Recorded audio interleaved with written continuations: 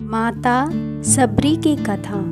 बात भगवान राम के जन्म से पहले की है, जब भील आदिवासी कबीले के मुखिया अज के घर बेटी पैदा हुई थी। उसका एक नाम श्रमणा और दूसरा नाम सबरी रखा गया।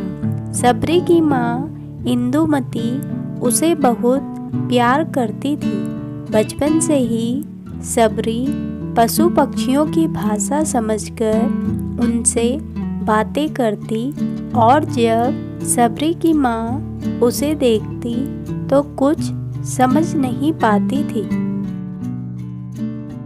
कुछ समय बाद एक पंडित ने सबरी के परिवार को बताया कि वो आगे चलकर सन्यासी बन सकती है। इस बात का पता चलते ही सबरी के पिता ने उसका रिश्ता तय कर दिया। जैसे ही शादी का दिन नज़दीक आया, सबरी के घर वालों ने खूब सारी बकरियां और अन्य जानवर घर के पास लाकर बांध दिए।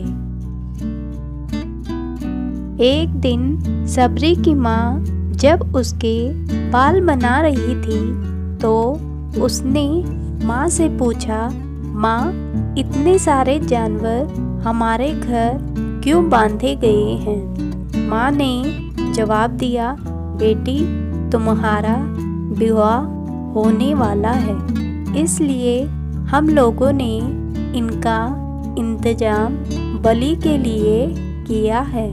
तुम्हारी शादी के दिन ही बलि प्रथा होगी और फिर इनसे स्वादिष्ट भोजन बनाकर सबको परोसा जाएगा।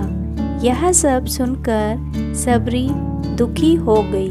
काफी देर तक सबरी ने उन जानवरों को आजाद करने के बारे में सोचा।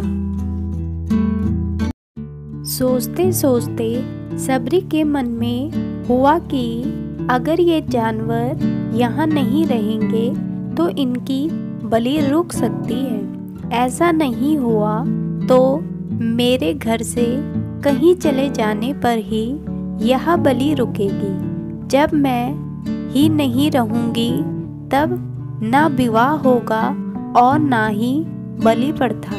इससे मासूम जानवर बच जाएंगे। इसी सोच के साथ जानवरों को रखी गई जगह पर सबरी पहुंची। उसने सोचा कि जानवरों को खोल देती हूँ, लेकिन वह ऐसा नहीं कर पाई। उसके बाद सबरी जंगल की तरफ भागने लगी। भागते भागते सबरी ऋषिमुख पर्वत पहुँच गई। वहाँ करीब 10,000 ऋषि रहा करते थे। सबरी को लगा कि वह भी इसी जंगल में किसी तरह ऋषि मुनियों की सेवा करके अपना जीवन जी लेगी। वह चुपचाप उसी जंगल में एक हिस्से में किसी तरह से रहने लगी। सबरी रोजाना ऋषि मुनियों की झोपड़ी के आगे झाड़ू लगाती और हवन के लिए लकड़ियां भी लाकर रख देती। ऋषि मुनियों को समझ नहीं आ रहा था कि जंगल में उनके काम अपने आप कैसे हो रहे हैं। एक दिन सबरी को किसी ऋषि ने देख लिया। उसे देखते ही उसका परिचय पूछा। जैसे ही सबरी ने बताया कि वह भील आदिवासी परिवार से संबंध रखती है तो उसे ऋषियों ने खूब डांट लगाई। सबरी को इस बात का बिल्कुल भी पता नहीं था कि उसकी जाति छोटी है और उसे ऋषियों द्वारा जाति की वजह से अपमान सहन करना पड़ेगा। इतना सब होने के बाद भी सबरी हर ऋषि मुनि के दरवाजे पहुंचती और उनके आंगन में झाड़ू लगाकर उनसे गुरु दीक्षा देने के लिए कहती। हर कोई सबरी को उसकी जाति की वजह से अपने आश्रम से भगा देता था। ऐसा होते होते काफी समय बीत गया। उसके बाद सबरी मतंग ऋषि की कुटिया में पहुंची। वहां पहुंचकर मतंग ऋषि को सबरी ने बताया कि वह उनसे गुरु दीक्षा लेना चाहती है। उन्होंने खुशी खुशी उसे अपने गुरुकुल में रहने दिया और भगवान से जुड़ा ज्ञान उन्हें देते रहे। सबरी ने भी अपने गुरु मतंग ऋषि की सेवा करने में कोई कसर नहीं छोड़ी। वह गुरुकुल के भी सारे काम करती थी। सबरी से खुश होकर मतंग ऋषि ने उसे बेटी मान लिया था। समय के साथ मतंग ऋषि का शरीर बूढ़ा हो गया। उन्होंने एक दिन सबरी को अपने पास बुलाया और कहा, बेटी, मैं अपना देह त्यागना चाह रहा हूँ। बहुत साल हो गए इस शरीर में रहते रहते। सबरी ने दुखी मन से कहा, आपके ही सहारे मैं इस जंगल में रह पाई हूँ। आप ही चले जाएंगे तो मैं जीकर क्या करूँगी। आप अपने संग मुझे भी ले जाइए, मैं भी देह त्याग दूंगी। मतंग ऋषि ने जवाब दिया, बेटी, तुम्हें चिंता करने की जरूरत नहीं है। राम तुम्हारी चिंता करेंगे और ध्यान भी रखेंगे। सबरी ने राम का नाम सुनने के बाद पूछा, वह कौन है और उन्हें मैं कैसे मिलूंगी। मतंग ऋषि ने बताया, राम कोई और नहीं भगवान है।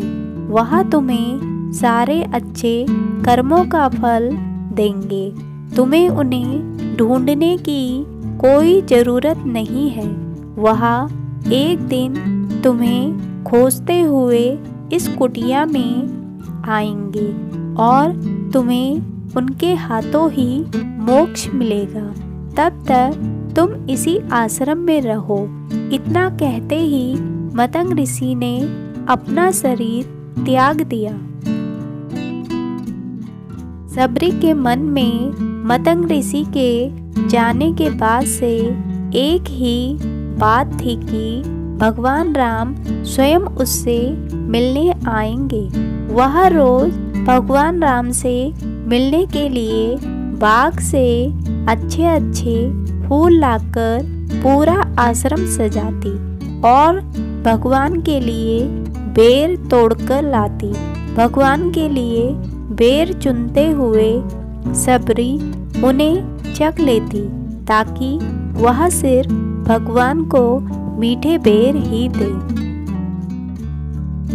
प्रतिदिन सबरी इस तरह भगवान के दर्शन की आस में फूल और बेर इकट्ठा करती रहती थी। भगवान के इंतजार में कई साल बीत गए। सबरी का शरीर एकदम वृद्ध हो गया। एक दिन आश्रम के पास ही तालाब में सबरी पानी लेने गई। तभी पास के ही एक ऋषि ने उसे अछूत कहते हुए वहां से भागने के लिए कहा और एक पत्थर मार दिया। वह पत्थर लगने से सबरी को चोट लग गई और खून बहने लगा। बहते हुए खून की एक बूंद उसी तालाब के पानी में गिर गई। तभी पूरा तालाब का पानी खून में बदल गया। ये सब होता देखकर ऋषि ने सबरी को ही डांटा और कहा कि पापिन, तुम्हारी वजह से पूरा पानी खराब हो गया। रोज ऋषि उस पानी को साफ करने के लिए अपनी कई तरह की विद्याओं का इस्तेमाल करते। कई सारे जतन करने के बाद भी कुछ नहीं हुआ।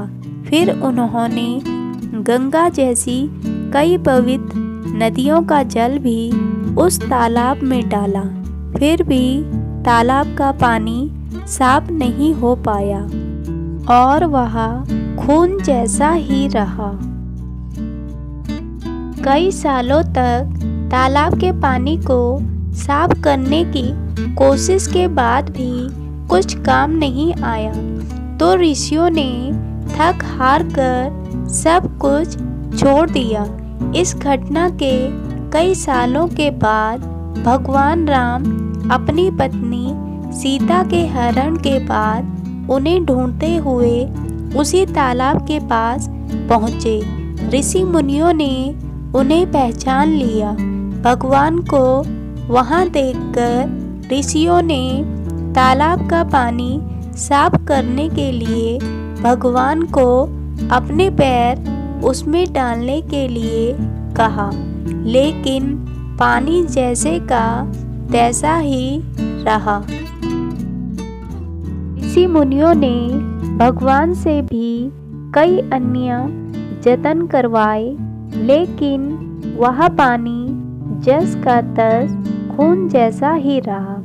तब भगवान ने ऋषियों से पानी के रक्त में बदलने की कहानी पूछी। तब ऋषि ने सबरी को पत्थर मारने वाली सारी बात बता दी और कहा कि वह महिला ही अपवित्र है, छोटी जात की है, इसलिए ये सब हुआ है। उसी वक्त भगवान राम ने कहा, ये सब आप लोगों के खराब वचनों से हुआ है। सबरी को इस तरह के शब्द बोलकर आप लोगों ने उसे नहीं बल्कि मेरे दिल को घायल किया है। इसी घायल दिल के रक्त का प्रतीक यह तालाब का लाल पानी है। भगवान राम बोले, कहाँ है वह माई, मैं उनसे मिलना चाहता हूँ। तब तक सबरी उसी तालाब के पास पहुँच जाती है। इस दौरान सबरी के पैर को ठोकर लगती है और कुछ धूल उस तालाब में गिर जाती है। तभी सारा पानी साफ हो जाता है। भगवान राम सबसे कहते हैं कि देखिए, आप लोगों ने क्या कुछ नहीं किया, लेकिन पानी साफ नहीं हो पाया। अभी सिर्फ इनके पैर की थोड़ी सी धूल ने ही तालाब का पानी साफ कर दिया। भगवान राम को सबरी पहचान चुकी थी। उन्हें प्रणाम करके सबरी ने कहा, भगवान आप मेरे साथ मेरी कुटिया में चलिए। भगवान भी खुशी खुशी सबरी के साथ चल पड़े।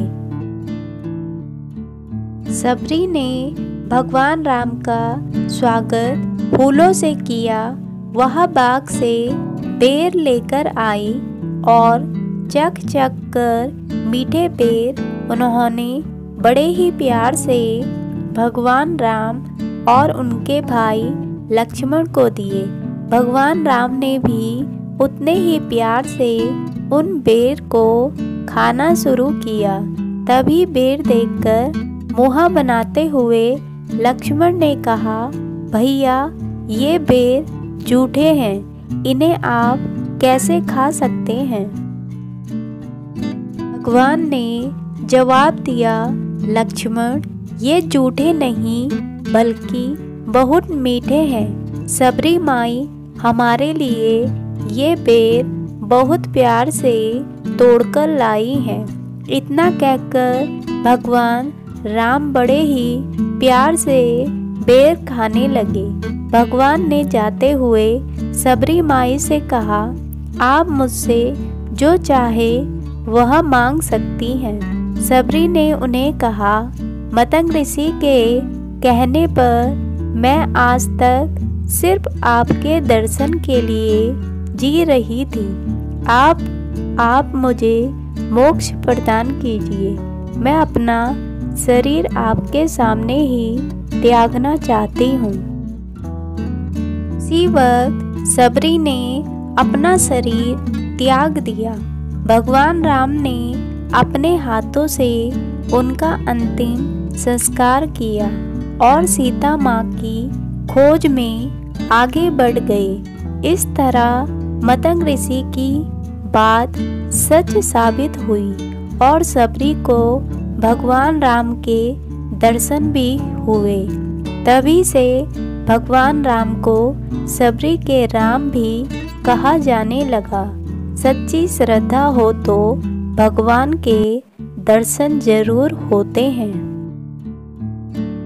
यह स्टोरी आपको कैसी लगी? अपने सुझाव और विचार कमेंट बॉक्स में लिख भेजें। वीडियो आपको अच्छी लगी तो लाइक एंड शेयर कीजिए और चैनल को सब्सक्राइब कीजिए। साथ में बेल आइकन प्रेस करना ना भूलें ताकि अगली वीडियो का नोटिफिकेशन आपको टाइम पर मिल सके। तब तक के लिए स्वस्थ रहिए, सुखी रहिए और खुश रहिए।